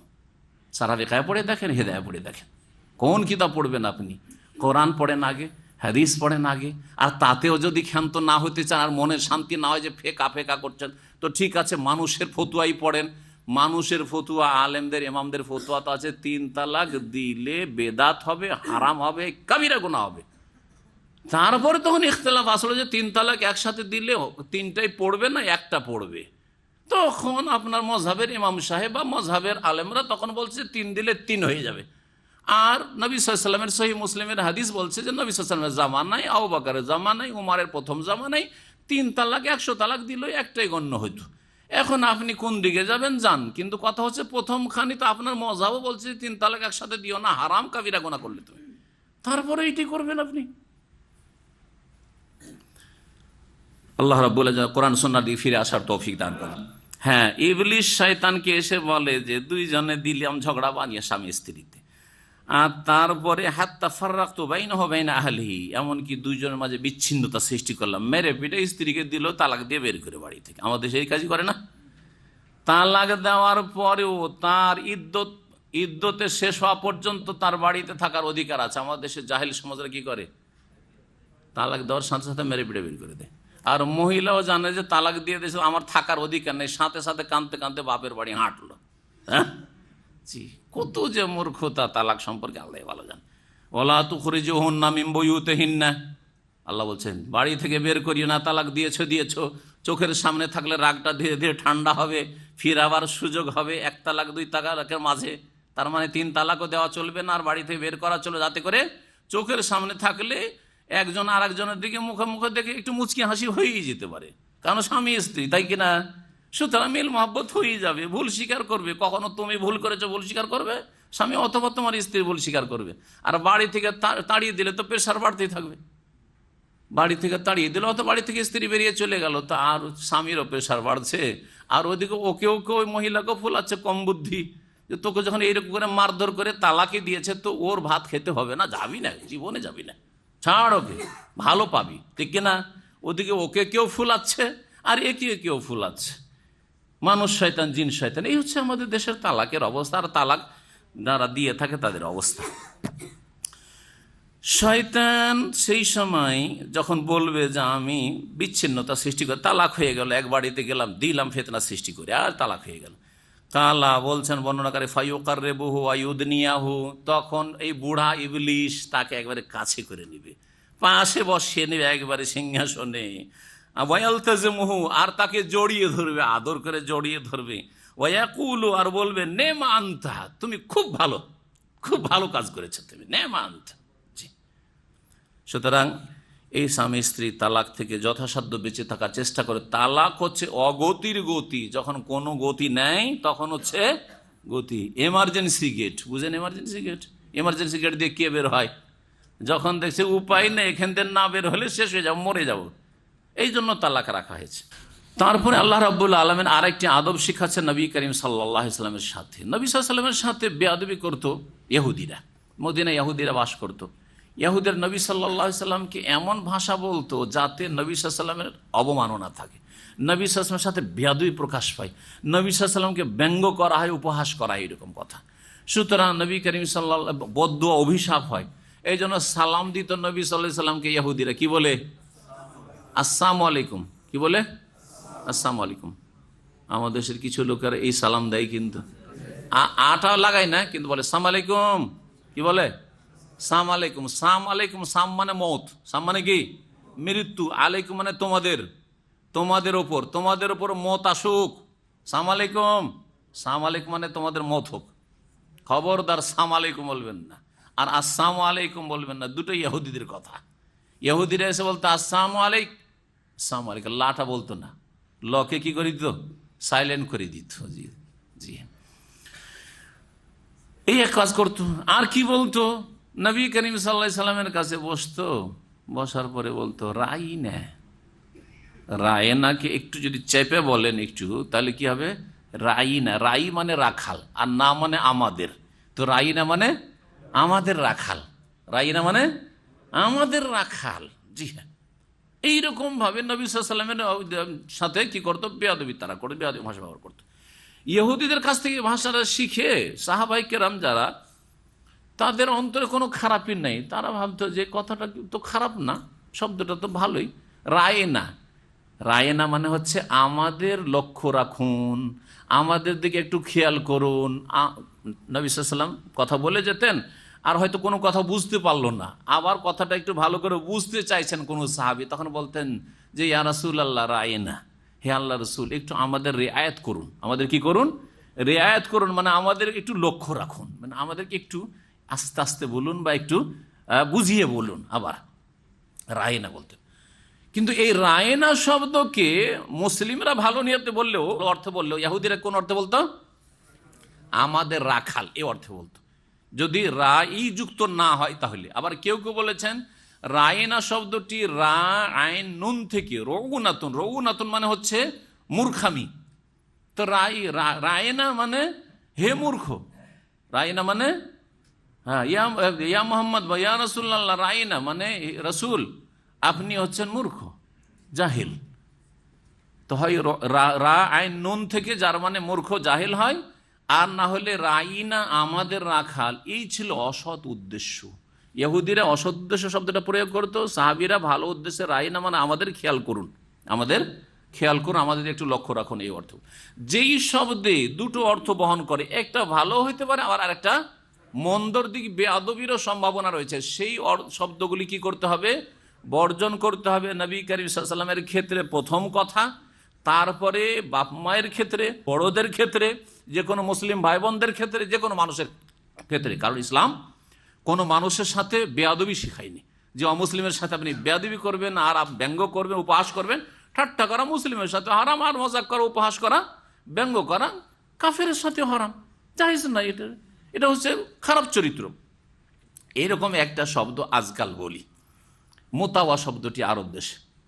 মোতাওয়া শব্দ শুদ্ধভাবে উচ্চারণ করতে পারে না বাঙালিরা, কি করে দেয়? মুতুয়া। কি করে দেয় ওটাকে? ওদের ভাষাটা বলেন তো বাঙালিদের। হ্যাঁ, মতুয়া। হ্যাঁ, মোতাওয়া বলতে পারেন না, কারণ শব্দটা হচ্ছে কি? মোতাওয়া। তো মোতাওয়া বলতে পারে না, কি বলে?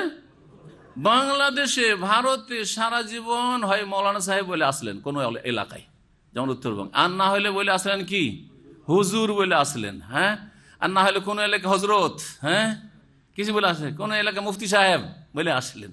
আর এখানে এসে আরবদের কাছ থেকে মোতাওয়া শিখে শুদ্ধ উচ্চারণটাও করতে পারলেন না।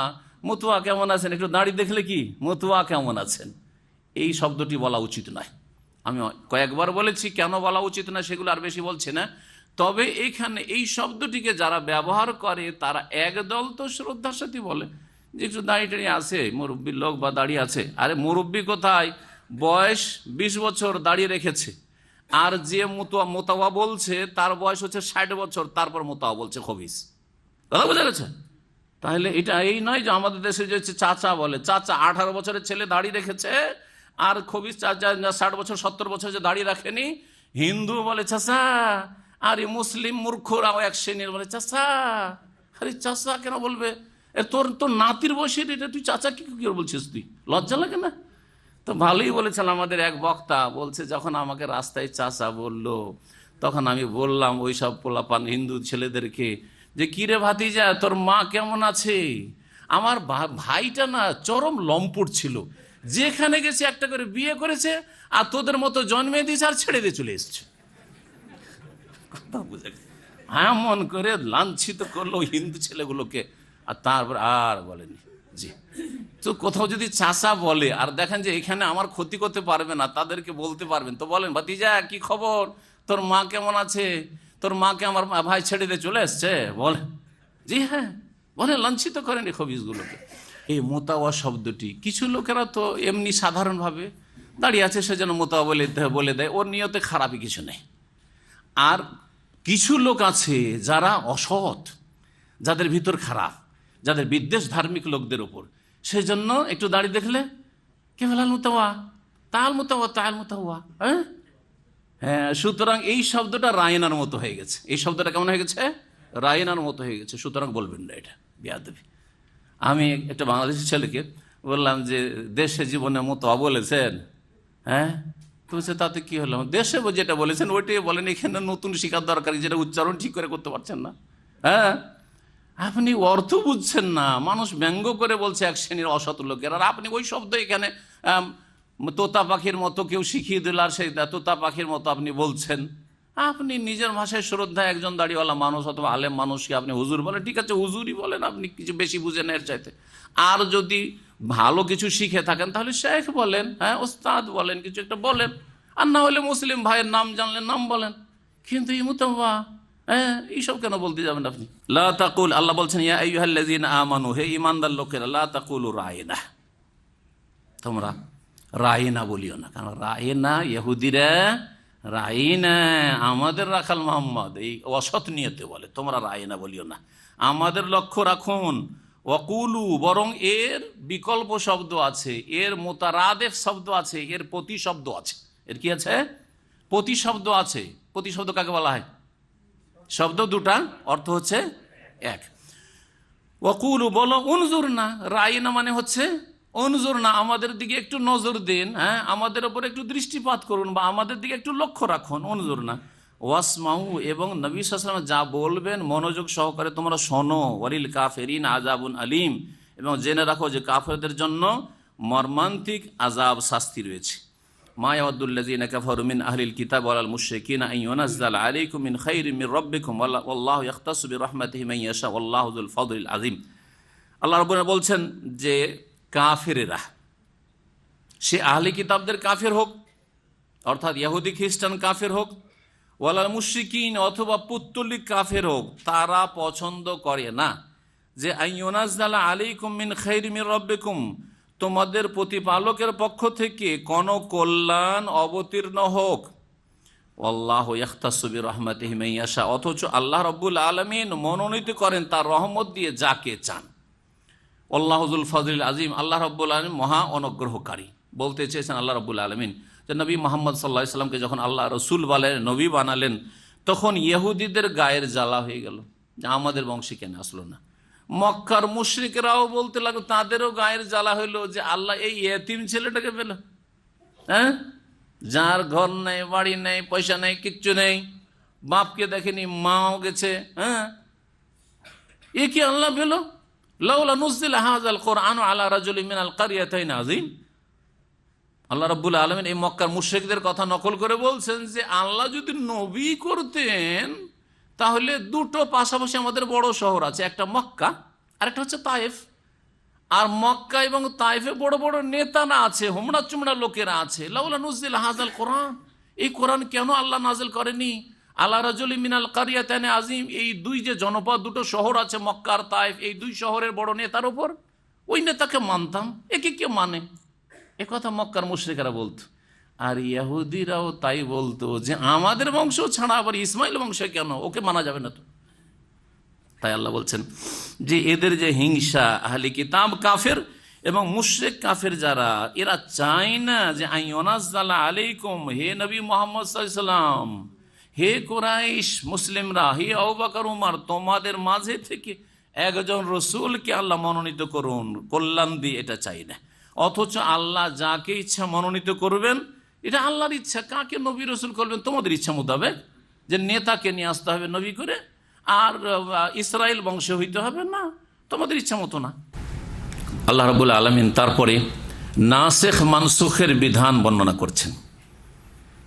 ইহুদিরা এবং মুশরিকরাও নবী মুহাম্মদ সাল্লাল্লাহু আলাইহি সাল্লামের কাছে কোনো একটা হুকুম আসলো আর তারপরে সেটা রহিত হয়ে গেল, নতুন একটা হুকুম আসলো, তখন তারা বলতো এটা আবার কেমন কথা? যদি আল্লাহরই কথা হবে তো আজকে একটা কথা, কালকে বলছে বা কিছুদিন পরে বলছে না এটা এখন চলবে না, এখন একটা নতুন বিধানে এসছে, তো এটা কেমন কথা হইতে পারে? এটা হইতে পারে, আল্লাহর কথা হইলে এরকম হইতে পারে না। আল্লাহ রাব্বুল আলামিন তার খণ্ডন করছেন আর বলছেন যে আল্লাহ রাব্বুল আলামিন তার বিধানে ইচ্ছা করলে, বিধানের ক্ষেত্রে, আদেশ নিষেধের ক্ষেত্রে, কোনো ঘটনাবলীর ক্ষেত্রে না। নাসিখ মানসুখ রহিতের যে বিধানটি রয়েছে সেটা কোন ক্ষেত্রে রয়েছে? আহকাম বিধিবিধানের ক্ষেত্রে রয়েছে, কোন ঘটনা কাহিনীর ক্ষেত্রে না। কারণ কাহিনীতে রদবদল হয় না। কাহিনীতে রদবদল হয় নাকি? যে আদম আলাইহিস সালামের যুগে এইরকম ঘটনা ঘটেছে আল্লাহ বলে, তার বলছেন না এটা হয়নি আর এরকম হয়েছে, বলবেন তো এটা হইতে পারে না। এই জন্য কোনো ঘটনা বলি বা কোনো সংবাদের ক্ষেত্রে বা ভবিষ্যৎবাণী, ভবিষ্যতের কোনো ভবিষ্যৎবাণী যে এইরকম হবে, তো আল্লাহ তো এই কথাটি সত্য বলেছেন, তাহলে এতে আবার এটা রহিত কি করে হইতে পারে? যদি বলেন যে না এরকম হবে না, তাহলে আগের কথাটি তাহলে কি ছিল? মিথ্যা। এই জন্য আখবারের ক্ষেত্রে, আরবি ভাষায় বা তাফসীরের ভাষায় বলাই, আখবার অথবা কিসাস, ঘটনাবলী, কাহিনী অথবা কোনো খবর, সংবাদের ক্ষেত্রে নাসিখ মানসুখ হয়নি, হয় না শরীয়তের বিধানে। তবে আহকাম, আকীদা, আহকাম, বিধিবিধানের ক্ষেত্রে হতে পারে, হালাল হারামের ক্ষেত্রে হতে পারে। আদম আলাইহিস সালামের ছেলে মেয়েদের মধ্যে ভাই বোনে বিবাহ জায়েজ ছিল। বনি ইসরায়েলদের মধ্যে দুই বোনকে একই লোকে বিবাহ করে সতীন, দুই বোন সতীন হইতে পারত, কিন্তু শেষ নবী মুহাম্মদ রাসূলুল্লাহ সাল্লাল্লাহু আলাইহি ওয়াসাল্লামের বিধানে ভাই বোনে বিবাহ হারাম। আর দুই বোনকে ওয়ান তাজমাউ বাইনাল উখতাইন, দুই বোনকে জমা করা হারাম। জি, তালাক দিয়ে যদি মেয়ের বাবা রাজি হয় আর এক মেয়ে দ্বিতীয়, অথবা এক মেয়ে মারা গেছে, এক স্ত্রী মারা গেছে, তারপরে তার বোনকে বিয়ে করলে যদি অভিভাবক রাজি হয় তাহলে তোমার কোনো অধিকার নেই, তাহলে যাই, কিন্তু একসাথে দুই বোনকে জমা করা হারাম। আপন বোন হোক অথবা সৎ বোন, বৈমাত্রীয় বোন হোক অথবা বৈপিত্রীয় হোক। এইরকমই শরীয়তের বিভিন্ন বিধিবিধানে কি হয়েছে? নাসিখ মানসুখ হয়েছে। আল্লাহ রাব্বুল আলামিন বলছেন যে আল্লাহর বিধানের নাসিখ মানসুখ হলে এতে কল্যাণ রয়েছে। হয় আল্লাহ ওর চাইতে ভালো বিধান নিয়ে আসছেন, আর না হলে ওর মতোই একটা বিধান নিয়ে আসছেন মানব জাতির পরীক্ষার জন্য। কারণ তুমি আল্লাহর গোলাম, আল্লাহর দাস, সুতরাং আল্লাহর আদেশ নিষেধ মানতে হবে। এটা করলে হবে না যে এতদিন এটা মানলাম এখন কেন এটা মানব। যেমন কেবলার পরিবর্তন, মদিনায় যখন আসলেন নবী করিম সাল্লাল্লাহু আলাইহি ওয়াসাল্লাম, দেখলেন যে এখানে ইহুদিরা বসবাস করে। আল্লাহর হুকুম হলো যে যখন ইহুদিদেরকে একটু ইসলামের দিকে আকৃষ্ট করা হবে, এটা আল্লাহর হুকুমে, নিজের পক্ষ থেকে নয়। তুমি এখন মক্কার কাবা সামনে করলে বাইতুল মুকাদ্দাস পেছন দিকে হয়ে যায়, আর বাইতুল মুকাদ্দাস সামনে করে নামাজ পড়লে মক্কা পেছন দিকে হয়ে যায়। তাহলে কোন দিকে মুখ করে নামাজ পড়ো? মদিনায় হিজরত করে আসার পরে 15-16 মাস নবী করিম সাল্লাল্লাহু আলাইহি ওয়াসাল্লাম কি করেছিলেন? বাইতুল মুকাদ্দাসকে কিবলা বানিয়ে নামাজ পড়েছিলেন। বাইতুল মুকাদ্দাস যেটা তৃতীয় পবিত্র মসজিদ, এটা আমাদের প্রথম কিবলা, কিবলা উলা, 16-17 মাস। তো এই ছিল নবী সাল্লাল্লাহু আলাইহি ওয়াসাল্লামের প্রথম হুকুম আল্লাহর পক্ষ থেকে, যে কিবলা হচ্ছে বাইতুল মুকাদ্দাস। তারপরে আল্লাহ কি করলেন?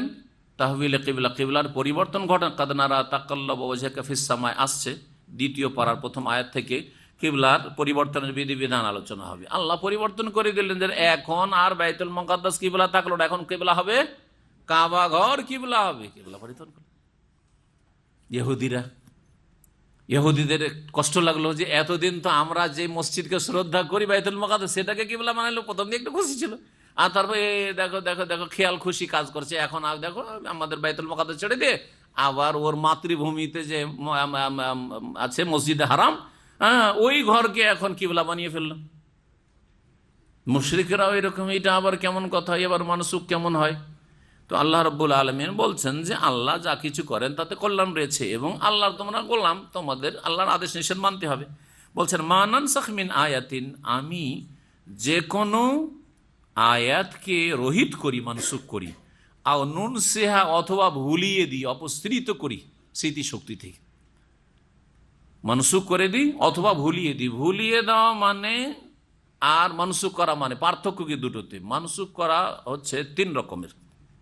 মানসুখ ওলামারা বলেছেন যে মানসুখ, নাসিখ, মানসুখ হচ্ছে তিন রকমের। একটা হচ্ছে যে কোরআনের আয়াত এবং তার বিধান হুকুম, আয়াতটাও মানসুখ রহিত, কোরআনে নেই, আর তার হুকুমটাও নেই, এটা একটা মানসুখ।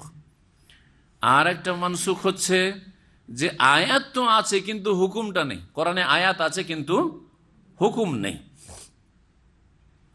এই আয়াতগুলি কতটি আছে এই নিয়ে নানা মত রয়েছে, তবে আল্লামা শাহরিয়ার মুহাদ্দিস দেহলভী রাহমাতুল্লাহ বলছেন যে মাত্র 5টি আয়াত রয়েছে যেগুলি মানসুখ। আর এত আয়াত মানসুখ, অনেক মুফাসসিররা যেখানে জিহাদের আয়াত এসছে আর আরেক জায়গায় আয়াতগুলি এসছে যে ওদেরকে উপেক্ষা করো, ক্ষমা করো, লাকুম দীনুকুম ওয়ালিয়া দীন, তখন নাসিখ মানসুখ করে দিয়েছে। ওদের কাছে নাসিখ মানসুখের সংখ্যা অনেক। যাই হোক, এগুলি আপনাদের অত বেশি জেনে লাভ নেই। তবে নাসিখ মানসুখ কোরআনে কারীম আছে 3 রকমের, বা হাদিসও আছে 3 রকমের। একটা হচ্ছে নাসিখ মানসুখ, আয়াত মানসুখ আর হুকুম মানসুখ। আর একটা হচ্ছে আয়াতটা আছে কিন্তু হুকুমটা নেই, আয়াত আছে কিন্তু হুকুম নেই। আর একটা হচ্ছে যে আয়াত নেই কিন্তু হুকুম আছে। আয়াত নেই আর হুকুম আছে, যেমন বিবাহিত ব্যক্তি যদি ব্যভিচারে লিপ্ত হয়, বিবাহিত ব্যক্তি যদি বিবাহিতা যদি জেনায় লিপ্ত হয় তো তাদের শাস্তি কি?